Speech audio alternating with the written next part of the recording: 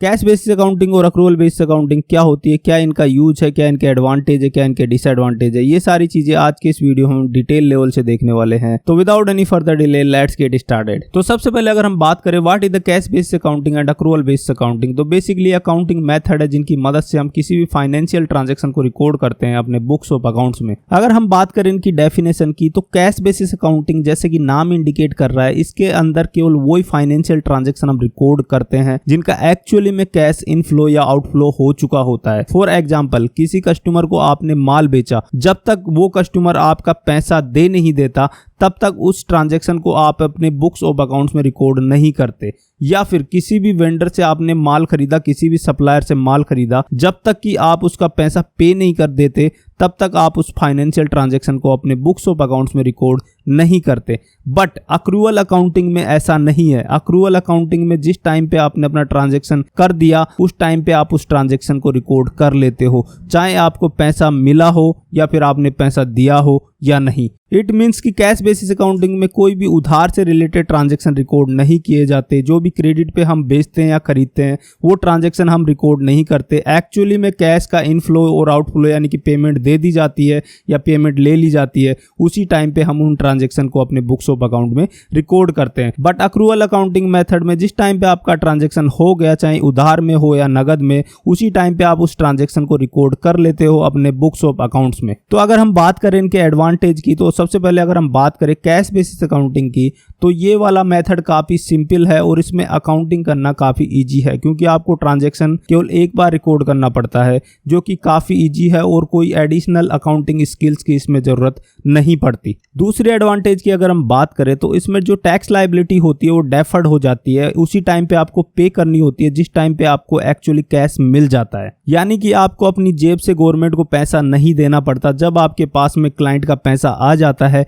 उसी टाइम पे आप अपनी टैक्स लायबिलिटी पे करते हो। अगर हम बात करें इसकी तीसरी एडवांटेज की, तो वो एडवांटेज ये है कि आपको एक्चुअली कैश की पोजीशन इस वाले मेथड से पता चल जाती है कि आपके बिजनेस में कितना पैसा आया हुआ है और कितना पैसा आपके बिजनेस से गया है। अगर हम बात करें अक्रूवल बेसिस अकाउंटिंग मेथड के एडवांटेज की, तो सबसे बड़ी एडवांटेज इस अकाउंटिंग मेथड में आपको ये देखने को मिलती है कि ये अकाउंटिंग मेथड आपके बिजनेस की एक प्रॉपर पिक्चर आपको प्रेजेंट करता है। फॉर एग्जाम्पल, अगर आपने कैश बेसिस अकाउंटिंग मेथड का यूज किया है तो आपको पूरा प्रॉफिट उसी टाइम पे दिखेगा या पूरा लॉस उसी टाइम पे दिखेगा जिस टाइम पे आपको एक्चुअली कैश मिल चुका हो या फिर एक्चुअली कैश आपने किसी भी एक्सपेंस के अगेंस्ट पे कर दिया हो।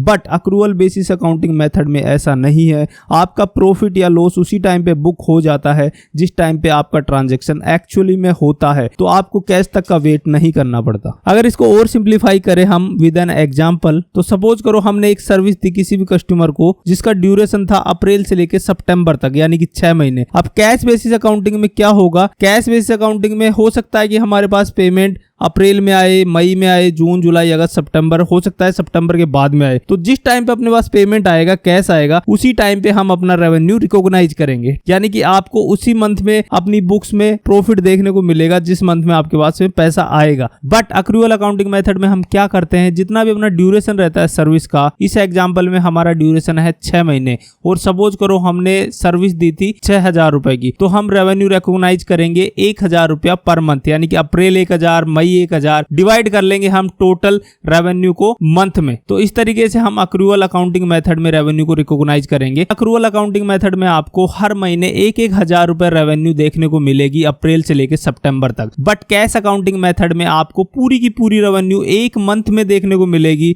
जिस भी मंथ आपको पेमेंट आपकी मिलेगी। सेम मेथड हम एक्सपेंस पे भी अप्लाई करेंगे। जैसे हमने रेवेन्यू को रिकॉग्नाइज किया था वैसे ही हम एक्सपेंस को काउंट करेंगे। फॉर एग्जांपल, हमने किसी भी वेंडर से 6 महीने के लिए ऑफिस बिल्डिंग किराए पे ली। अब कैश बेसिस अकाउंटिंग के हिसाब से अपन क्या करेंगे, पूरी की पूरी एक्सपेंस को हम एक मंथ में रिपोर्ट करेंगे जिस भी मंथ में हम पेमेंट कर रहे होंगे। बट अक्रूवल अकाउंटिंग मेथड के हिसाब से अपन क्या करेंगे, जितना भी अपना रेंट का अमाउंट है उस रेंट के अमाउंट को हम नंबर ऑफ मंथ्स में डिवाइड करेंगे। अकॉर्डिंगली हम हर मंथ में उतना अमाउंट रेंट का अपनी बुक बुक्स ऑफ अकाउंट्स में रिकॉर्ड करते जाएंगे। इससे क्या होगा, आपको एक्चुअल एक्सपेंस का पता चलेगा कि किस मंथ में कितनी एक्सपेंस आपको करनी पड़ी है। अक्रूवल अकाउंटिंग मेथड की मदद से एक बिजनेस अपनी बजटिंग को भी अच्छे से प्लान कर सकता है, क्योंकि आपकी सारी की सारी रेवेन्यू एंड एक्सपेंस उसी मंथ में रिपोर्ट होती है जिस मंथ से वो रिलेट करती है। अगर हम बात करें इसकी सबसे बड़ी एडवांटेज की, तो अक्रूवल बेसिस अकाउंटिंग मेथड आप सेलेक्ट करते हो तो आप अपने फाइनेंशियल स्टेटमेंट को ऑडिट करवा सकते हो,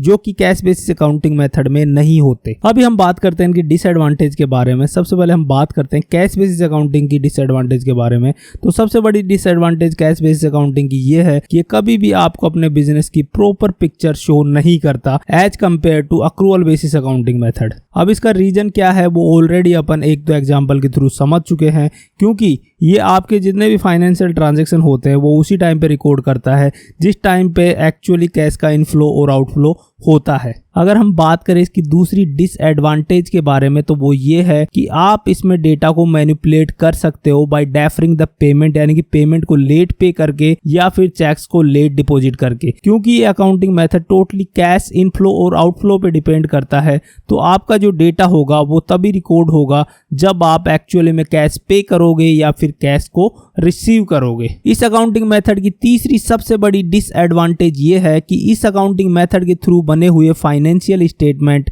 ऑडिट नहीं हो सकते। अगर हम बात करें अक्रूवल बेसिस अकाउंटिंग की डिसएडवांटेज के बारे में, तो इसकी सबसे बड़ी डिसएडवांटेज ये है कि ये मोर कॉम्प्लिकेटेड है, यानी कि ज्यादा हार्ड है as compared to cash basis accounting, और इसके अंदर हमको मोर स्किल चाहिए, टाइम चाहिए, रिसोर्स चाहिए किसी भी डेटा को प्रिपेयर करने के लिए। अब मल्टीपल मेथड चलते हैं अक्रूवल बेसिस अकाउंटिंग मेथड में किसी भी डेटा को प्रेजेंट करने के लिए, रिकॉर्ड करने के लिए, वो हम आगे आने वाले वीडियोज में जरूर देखेंगे। तो ये था हमारा फाइनेंस एंड अकाउंट सीरीज का पहला वीडियो। इस सीरीज में हम छोटे बड़े सारे टॉपिक कवर करेंगे related to the finance and accounts. अगर आप इंटरेस्टेड हो तो हमारे चैनल को सब्सक्राइब जरूर करें। आई होप आपको आज का ये वीडियो पसंद आया होगा। पसंद आया तो इसको लाइक कर दें। मिलते हैं आपसे फिर किसी नए वीडियो के साथ में, तब तक के लिए बाय, टेक केयर।